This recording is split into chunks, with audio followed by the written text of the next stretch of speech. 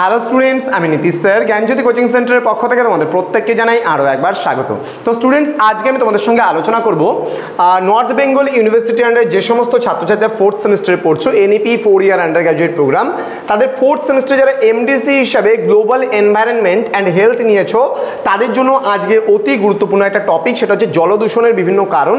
এই কারণগুলি সম্পর্কে আজকের এই ক্লাসটিতে আলোচনা করব। ক্লাসটি শুরু করার পূর্বে তোমাদেরকে বলে রাখি, যারা এখনও আমাদের চ্যানেলটিকে সাবস্ক্রাইব করনি তারা অবশ্যই চ্যানেলটিকে সাবস্ক্রাইব করে পাশে থাকা বেল আইকন অল প্রেস করে দেবে, যাতে নেক্সট টাইম থেকে কোনো ভিডিও আপলোড করলে তার নোটিফিকেশন তুমি সবার আগে পেতে পারো।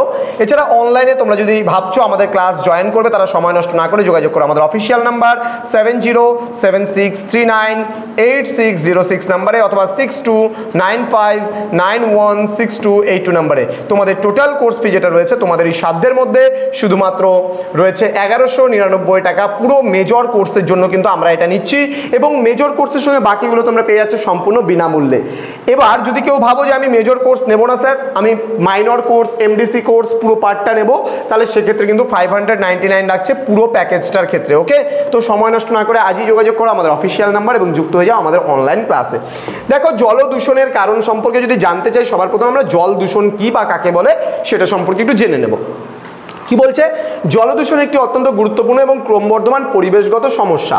যখন ক্ষতিকর পদার্থ জলাশয়ে মেশে এবং জলের স্বাভাবিক গুণমান বা গুণাগুণ নষ্ট করে, তখন তাকে জলদূষণ বলা হয়। এই দূষণের ফলে মানুষ, জীবজন্তু এবং পরিবেশের ওপর কিন্তু একটা মারাত্মক প্রভাব পড়ে। দেখো, যেই জলটা পানের যোগ্য আমরা তা কিন্তু যথেষ্ট ইজিলিভাবে পান করতে পারি, কিন্তু যেই জলটা পান করার অযোগ্য অর্থাৎ মানুষের ব্যবহারের অযোগ্য, সেই জলটাকে আমরা বলি দূষিত জল। তাহলে এই জলদূষণ কিন্তু বিভিন্ন কারণে হয়ে থাকে। এখন ধীরে ধীরে আমি কারণগুলোকে নিয়ে তোমাদের সঙ্গে আলোচনা করব। তোমরা দেখে থাকবে যে জলদূষণের প্রধান কারণ হলো শিল্প কলকারখানার যে বর্জ্য পদার্থ আছে সেগুলো সরাসরি জলে বা নদীতে নিক্ষেপ করার ফলে কিন্তু আমরা দেখি জলদূষণ হয়। এই যে কলকারখানা তোমরা দেখতে পাচ্ছ, একটা কারখানা, সেই কারখানার কিন্তু জল বা নোংরা আবর্জনা কিন্তু এই জলে মিশলে পারে কিন্তু পরিবেশটা কিন্তু বা জলটা কিন্তু দূষণ হতে পারে। নেক্সট পয়েন্ট যেটা আসবে সেটা কিন্তু গৃহস্থলীর বর্জ্য। গৃহস্থলীর বর্জ্য বলতে গেলে কি বোঝায়? আমরা প্রতিদিন কিন্তু বাড়িতে আমরা দেখবে যে বাজার থেকে বাজার করে নিয়ে আসার পরে আমাদের সবজির খোসা, ফলমূলের খোসা, প্লাস্টিক থেকে শুরু করে দৈনন্দিন গৃহে যে আবর্জনাগুলো বেরোয় সেগুলো কিন্তু আমরা অনেক সময় নদীতে নিক্ষেপ করি। এছাড়া আমরা বলতে পারি কাপড় কাচার সময় সার্ফ বা সাবানের জল, বা স্নান করার সময় সার্ফ বা সাবান, সেই সমস্ত জিনিসগুলো আমরা ইউজ করি, শ্যাম্পু, সেই জিনিসগুলো বাড়ির ড্রেনের সঙ্গে মিশে কিন্তু ড্রেনের জলের সাথে মিশে কিন্তু একেবারে চলে যাচ্ছে নদীতে। তাহলে নদীর জলটা দূষিত হচ্ছে এবং নদীর যে বাস্তুতান্ত্রিক যে পরিবেশ, সেই পরিবেশটা কিন্তু ব্যাহত হচ্ছে, তাই না? নেক্সট বলছে কৃষিক্ষেত্রে ব্যবহৃত রাসায়নিক ও কীটনাশক সার। এবার দেখো, কৃষিক্ষেত্রে আমরা জানি বর্তমান প্রজন্ম এই 21 শতকে দাঁড়িয়ে যেহেতু মানুষজনের খাদ্যের চাহিদা বা যোগান বৃদ্ধি করতে হবে, ঠিক সেই কারণে মানুষজনকে কিন্তু প্রচুর পরিমাণে উৎপাদন বাড়ানোর জন্য কিন্তু মানুষকে জমিতে তোমার কি করতে হচ্ছে? কীটনাশক এবং রাসায়নিক সারের কিন্তু ব্যবহার করতে হচ্ছে, এবং বেশি পরিমাণে কীটনাশক এবং রাসায়নিক সার ব্যবহারের ফলে কিন্তু পরিবেশে দূষণের মাত্রাটা বাড়ছে। কি করে বাড়ছে?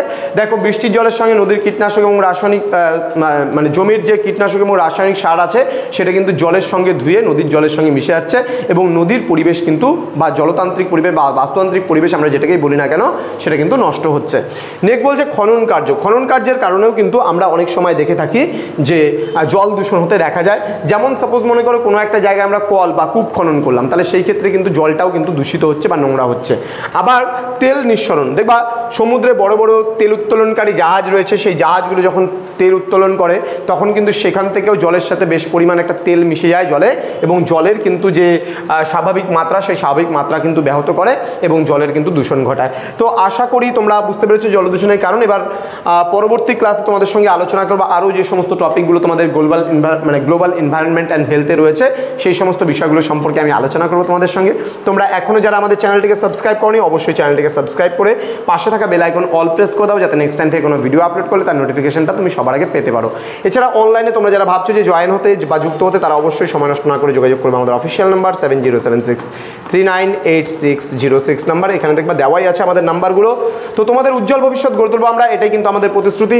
দেখা হচ্ছে খুব তাড়াতাড়ি আরও একটা নতুন ভিডিও নিয়ে তোমাদের সঙ্গে। তোমরা প্রত্যেকে ভালো থেকো, সুস্থ থেকো। Thank you so much, thanks for watching after all. Thank you.